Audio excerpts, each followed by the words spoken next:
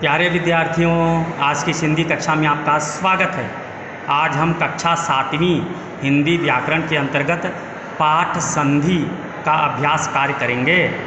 पाठ संधि हम भली भांति समझ चुके हैं। इस वीडियो के लिंक में पाठ संधि का लिंक दिया हुआ है। इसके डिस्क्रिप्शन में आप पाठ संधि के लिंक को देख सकते हैं।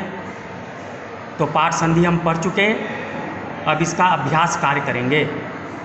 प्रश्न 1 है, संधि विच्छेद के सही विकल्प पर सही का चिन्ह लगाइए। यहाँ संधि शब्द दिया हुआ है। संधि विच्छेद के रूप में, उत्तर के रूप में 3 विकल्प है। इनमें से जो सही विकल्प है उसे हमें चुनना है। तो प्रश्न है परीक्षा, इसका संधि विच्छेद यहाँ 3 दिया हुआ है। पहला है प धन रिक्षा, दूसरा है परिधन इच्छा और तीसरा है परिधन इच्छा। इसमें से जो दूसरा है वह सही है। परि र में छोटी की मात्रा यानी यहाँ छोटी ई है, धन इच्छा यहाँ बड़ी ई है। छोटी और बड़ी ई दोनों मिलके हो गए बड़ी ई, यानी यहाँ दीर्घ स्वर संधि है। तो सही उत्तर होगा परिधन इच्छा, परीक्षा दूसरा वाला। इसके बाद है सन्मार्ग। ख सन्मार्ग संधि शब्द है। इसका संधि विच्छेद करेंगे तो होगा, यहाँ भी दूसरा होगा सत धन मार्ग, सत धन मार्ग। जो त है वह 9 में बदल जाएगा। सत धन मार्ग सन्मार्ग।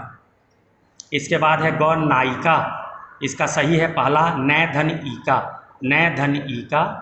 इसके बाद घ है संवाद, उच्चारण में ये है संवाद, तो पहला सही है सम धनवाद संवाद। तो इस प्रकार से परीक्षा का परिधन इच्छा, सन्मार्ग का सत धनमार्ग, नायिका का नय धन ईका और संवाद का सम धनवाद। दूसरा प्रश्न है, निम्नलिखित शब्दों का संधि विच्छेद कीजिए तथा उनके उचित भेद पर सही का निशान लगाइए। यहाँ संधि शब्द दिया हुआ है, संधि विच्छेद भी करना है और कौन सा भेद है यह, इस भेद पर सही का निशान भी लगाना है, यानी भेद भी खोजना है। क है अन्वेषण, इसका संधि विच्छेद होगा अनुधन एषण, अनुधन एषण। यह यण संधि है, यण संधि है।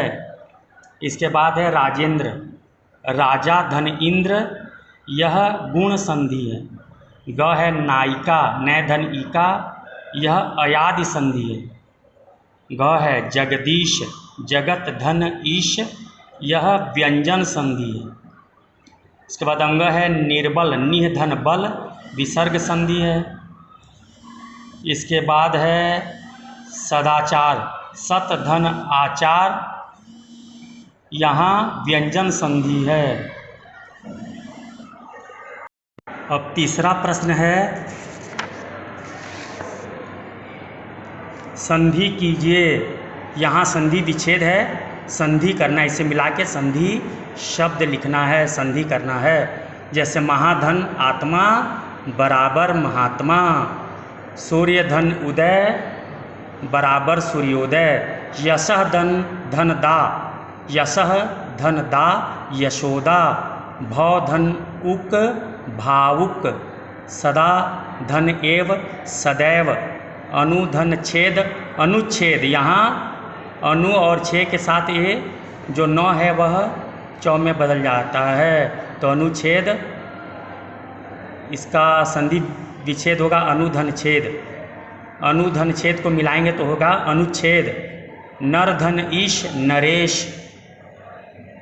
रवि धन इंद्र रविंद्र, जैसा बताया गया था छोटी ई और छोटी ई मिलकर बड़ी ई। तो यहाँ रवि में छोटी ई है और इंद्र में छोटी ई है, दोनों मिलकर बड़ी ई।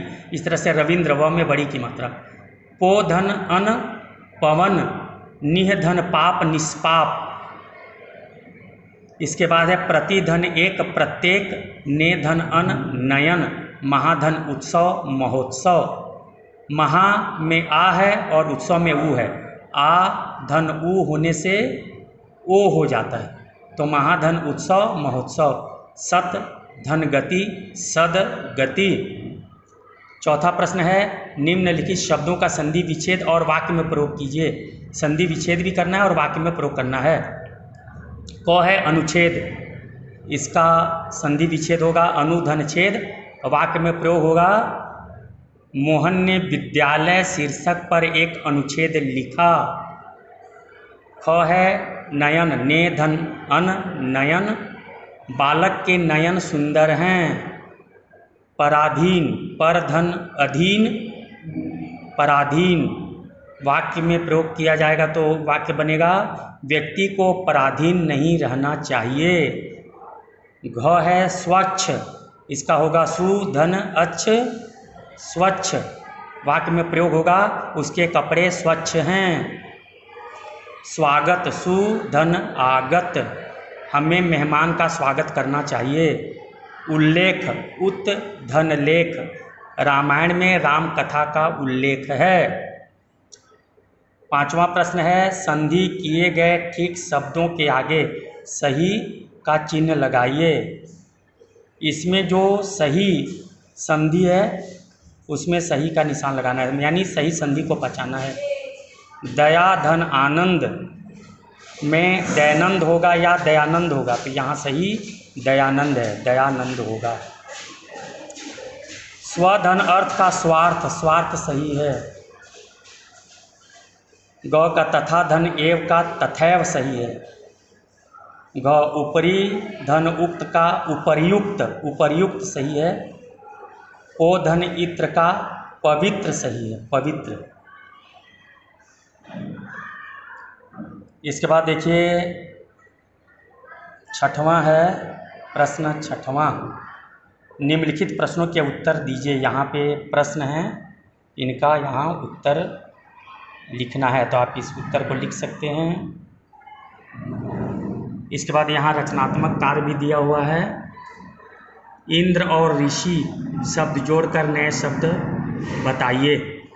तो वहाँ इंद्र शब्द जोड़कर नए शब्द बनाए जा सकते हैं, जैसे रविंद्र, नरेंद्र, ब्रह्मेंद्र, मृगेंद्र,